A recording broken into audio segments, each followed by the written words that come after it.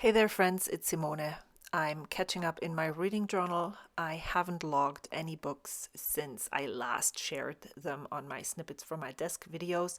I think it's almost all of August and then the first 2 weeks of September, so it's quite a bit. And I don't think that that's how I want to move forward. Maybe I'll film different snippets throughout the month. So I don't have to do this all in one sitting because I can't really remember much about the books that I'm reading. The first one that I read was Murder in the Family by Kara Hunter. I started it on paperback and finished it on audio.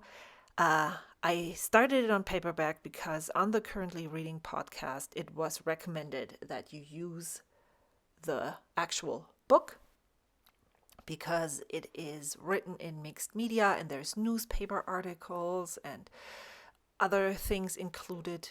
But I just could not get into the story that way. And so I thought, well, let me at least try it in audio to see if that works better for me. And surprisingly, it did. So I would suggest that you try the books that you want to read in the format that you currently prefer before you ditch it. I liked the book, but the resolution was a bit lacking for me. So I don't really want to say more than that. I mean, you can Google setups everywhere, so I don't feel like this is something that I always have to include. Sometimes I want to talk about the book more in depth, but this was just it was good. It filled my time, but it didn't leave a long-lasting impression. It's a mystery thriller. It has 480 pages. It was published by William Morrow on September 19th, 2023.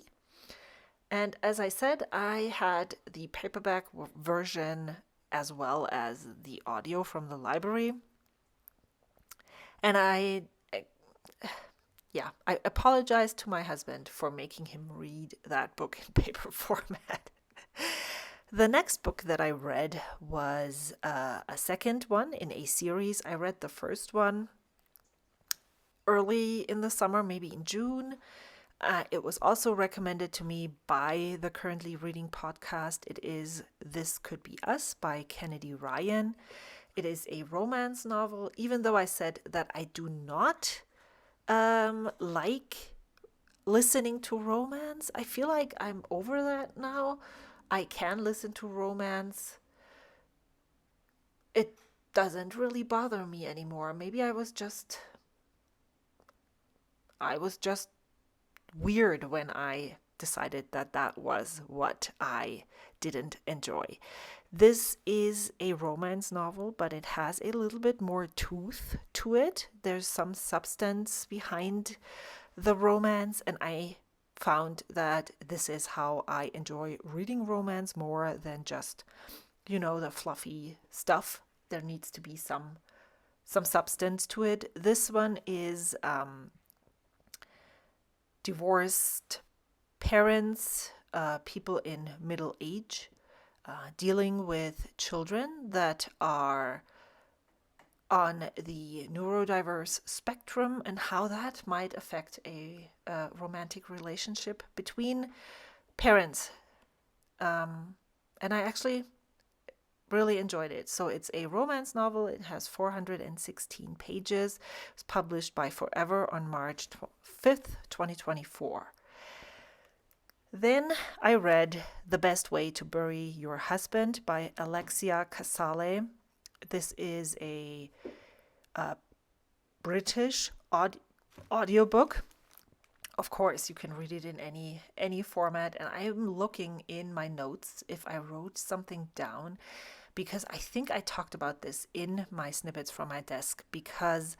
So here's the setup, because you need to. It's just so. It's not comical. It's not ironic, and it's also not satire. What is the other?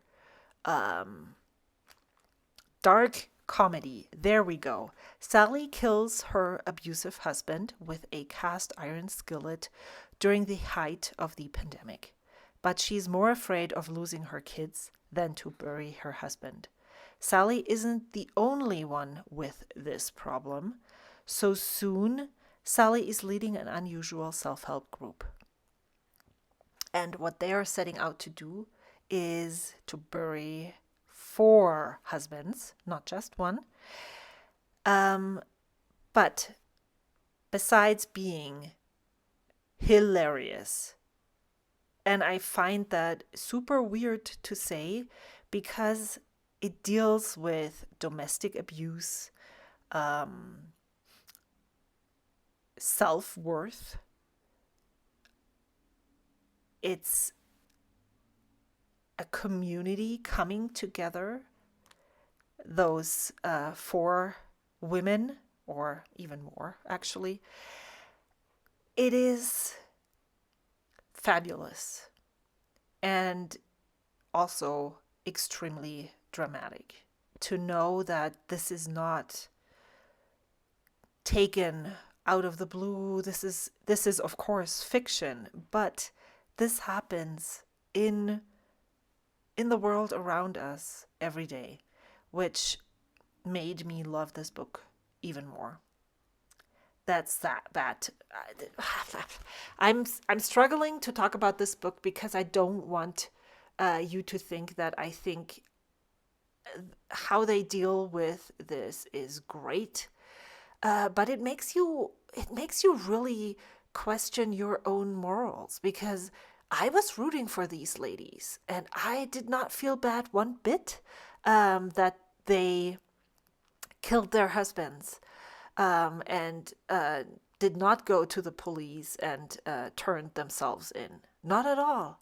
And so it gave me something to think, and it's still sitting with me. So this is, I highly, highly recommend that you try this book, because if it doesn't do anything else for you, it expands your horizon. Because that's not something that I personally experience. I wrote at the bottom that it was a powerful book. That was book 39 of the books that I read this year. And I decided to include the numbering to also the DNFs. And the number 40 is one of those. It is Puppy Brain by Carrie Nichols. I found her through Instagram, where she breeds a specific kind of golden Labrador retrievers. And the book sounds really great, but the audiobook narrator sounded like a computer-generated voice. I've tried it, but I just could not. And so I DNF'd it. And maybe at a later date I will return to this book, but definitely not on audio. Book number 41 I thought I hadn't documented First Lie Wins. That's what I'm writing there, but I did actually. This is a thriller, First Lie Wins. It was easily consumable, and if you're into easily consumable thrillers, maybe you need to fill a gap in between 2 heavier books, I can recommend this, but it's definitely not one like the How to Bury Your Husband book, where it just sits with you. So book number 41. I actually listened to this during the San Francisco Pen Show in 2024. So book number 41 is actually How to End a Love Story by Yulin Kwang. I listened to this on audio. It is a Reese's Book Club pick. I'm not sure that this is how I found it, but it popped up somewhere. And so I thought I liked the premise of the story. And so I thought, well, let me just try and listen to it. Helen Zhang is a best-selling YA author. Her adult novels are being adapted. Well, her young adult novels are being adapted to a TV series, and she has a spot in the writer's room. So she moves to LA, where she meets Grant Shepard. He is the guy who killed her younger sister in a tragic accident 13 years ago. This is not a spoiler. This happened. You find out on the first pages of the book. Both have tried to move on since, but have not succeeded. And now they have to work together. She hates him because she thinks that it's his fault. He, of course, was just a teenager who a young girl stepped in front of his car. And you find out that it might have been on purpose. So also he has some really big issues going on there. And so they, of course, it's a romance novel. They fall in love, and the tooth to this romance novel is how Helen deals with the fact that she wants to be a good daughter, but by being with this man, she cannot. I wrote, I love how it was told. There was a lot of angst, which I'm not normally enjoying much, but even though I'm not usually a fan, I'm writing it here. It made sense here, and it didn't feel like too much. This is a romance novel. It has 384 pages. It was published by Avon on April 9th, 2024. So I have been reading. I find this very interesting since I started adding the publishing date, because I always thought that I didn't read the most recently published books, but for some reason I have been quite on top and not reading as much backlist as I thought I would. So yeah, number 42, another romance, I think I listened to this on the way back from the San Francisco Pen Show, was Just for the Summer by Abby Jimenez. It's an audiobook. Of course, I'm 100% audio at the moment. And I'm writing, I am on a romance kick, and I love how Abby Jimenez is able to create complex characters that have a backstory, but also weaves in a lot of hope. Yeah, that sounds really weird, but it's true. She gives those characters, they are flawed, they are likable most of the time, they shouldn't be able to be successful with their romances, but they are. And the way that she resolves it is, it doesn't feel like just a flat romance, if that makes sense. So that's where I am with that. Justin and Emma date just for the summer in order to break a curse, but they soon learn that they really enjoy being together for real. So now they have to figure out if they believe in the curse or if they let this happen for real.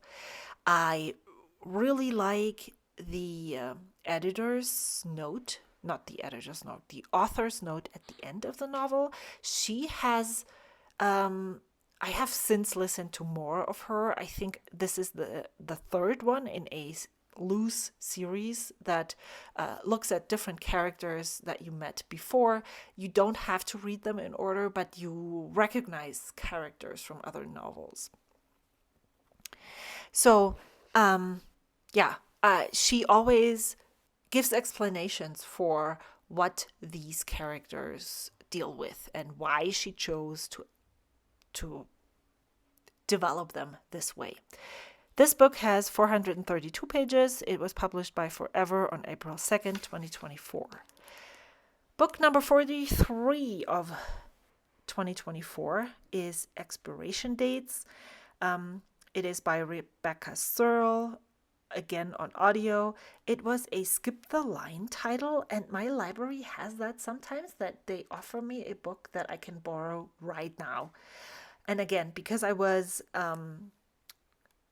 having so much time to listen to audiobooks while driving, and then I didn't have any more. I just decided to go for it. And this one was also really interesting because it's somehow a little bit of magical realism that is included in this book. And I'm going to let you read to you what I wrote. Daphne receives a note with a name and number on it every time she meets a man. The note states the exact time Daphne will be together with that guy. Then one day the note contains only a name, but no number. At first I thought the book was quite superficial, but as the story develops, it gains depth.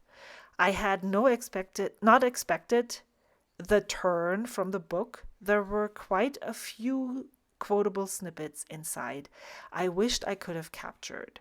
Daphne's sometimes heart-wrenching search for meaningful relationships, both romantic and platonic, is sure to inspire, is what I found as a blurb, and that is exactly how I felt about it. I'm not sure if I put this in print on my holds list, because I feel like I should go through this one more time and write out all the quotes that I thought, the things that I thought were so deep. And I did not expect this from that book. So much wisdom between the pages. 44 was a book that was recommended to me, One for the Money. It's book number 1 of 31 of the Stephanie Plum series by Janet Ivanovich on audio. This was recommended to me, so I decided to try it as it was only 3 hours. However, I just discovered I listened to an abridged version. That might be the reason why it was just so-so. I did not connect to the main character and decided not to continue the series. This is definitely a backlist book, and that is how it felt. 290 pages, published by Penguin on January 1st, 1996. Wow, I'm faster than I'm writing. That is something new because I always feel very rushed. Since I have quite a bit of time, please let me know if this is something that you enjoy watching. Is this too many books? How should I share my books in the future? Is this something that I even should share? I don't have to. But I love talking about the things that I'm passionate about. So because I'm passionate about books at the moment, it feels like it should be part of my channel. Let me know in the comments down below. Book number 45 was Middle of the Night, and this is the last one that I documented in here. As of today, it was written by Riley Sager. I listened to this on audio as well. I have heard that Riley Sager is a quite successful author. I have not read anything by him so far. And this was the very first one. One summer night, Billy, Ethan, Marsh's best friend, is taken from the tent while sleeping in Ethan's backyard. He was never seen again. Now, 30 years later, Ethan is back in his childhood home and starts to notice strange things in the middle of the night. Is Billy still alive? What is happening? So Ethan decides to investigate what really happened that summer night. It alludes to being a ghost story. I'm not going to tell you if it was or wasn't, but I definitely didn't vibe with this book as much as I had hoped from the premise and the recommendation. Again, most of my books that I bring to my headphones are recommended by the Currently Reading podcast. I did not realize this was a ghost story.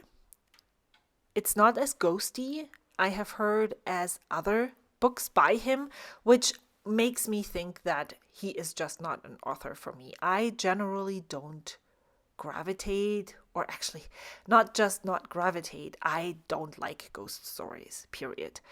It was okay, but nothing more. It's a thriller, 379 pages. It was published by Dutton, and it came out on June 18th, 2024. So I did read quite a few books. 1, 2, 3, 4, 5, 6, 7, 8, 9 books in the span of a month, and I DNF'd one of those. Thank you so much for watching. I hope you found some recommendations. Let me know if you read some of the books that I shared and what you thought of them. Until next time, bye.